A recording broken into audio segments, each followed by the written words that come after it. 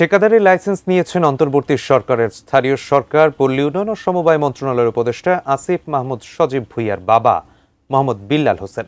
এমন দাবি করে সামাজিক মাধ্যম ফেসবুকে পোস্ট করেছেন কাতার ভিত্তিক সংবাদ মাধ্যম আল জাজিরার অনুসন্ধানী সাংবাদিক জুলকারনাইন সায়ের। বিষয়টি স্বীকার করেছেন উপদেষ্টা আসিফ মাহমুদ নিজেও। বিস্তারিত আরিফ হাসানের প্রতিবেদনে। স্থানীয় সরকার, পল্লী উন্নয়ন ও সমবায় এবং যুব ও ক্রীড়া মন্ত্রণালয়ের উপদেষ্টা আসিফ মাহমুদ সজীব ভুঁইয়ার বাবা ঠিকাদারি লাইসেন্স নিয়েছেন দাবি করে সামাজিক যোগাযোগ মাধ্যমে স্ট্যাটাস দিয়েছেন কাতার ভিত্তিক সংবাদ মাধ্যম আল জাজিরার অনুসন্ধানী সাংবাদিক জুলকারনাইন সায়ের স্বামী।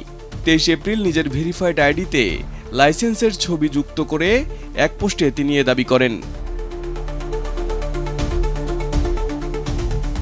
পোস্টে জুলকারনাইন সায়ের লেখেন, স্থানীয় সরকার, পল্লী উন্নয়ন ও সমবায় মন্ত্রণালয়ের উপদেষ্টা আসিফ মাহমুদ সজীব ভুঁইয়ার বাবা জনাব বিল্লাল হোসেনের স্থানীয় সরকার প্রকৌশল অধিদপ্তরের একটি ঠিকাদারি তালিকাভুক্তির কপি হাতে এসেছে। লাইসেন্সটি যাচাই করে দেখা যায় এবছরের 16 মার্চ নির্বাহী প্রকৌশলী, স্থানীয় সরকার প্রকৌশল অধিদপ্তর, কুমিল্লায় লাইসেন্সটি ইস্যু করা হয়। জুলকারনাইন সায়ের জানান, এ বিষয়ে জানতে তিনি উপদেষ্টা জনাব আসিফ মাহমুদের সাথে যোগাযোগ করলে তিনি প্রথমে এ বিষয়ে কিছু জানেন না বলে জানান এবং কিছুক্ষণ অপেক্ষা করতে বলেন।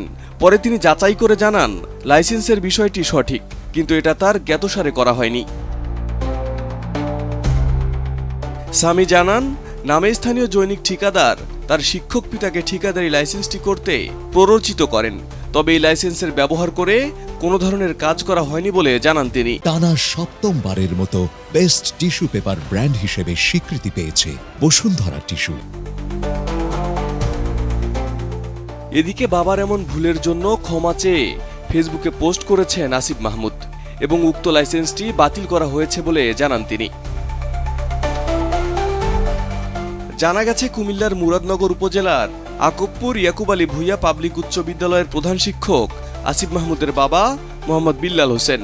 জুলাই অভ্যুত্থানের সামনে থেকে নেতৃত্বদানকারীদের মধ্যে অন্যতম আসিফ মাহমুদ। তীব্র সেই আন্দোলনে 5 আগস্ট শেখ হাসিনার পতন হলে গঠিত অন্তর্বর্তী সরকারের উপদেষ্টা পরিষদে ছাত্রদের প্রতিনিধি হিসেবে যুক্ত হন। দায়িত্ব পান স্থানীয় সরকার, পল্লী উন্নয়ন ও সমবায় এবং যুব ও ক্রীড়া মন্ত্রণালয়ের মতো গুরুত্বপূর্ণ মন্ত্রণালয় পরিচালনার।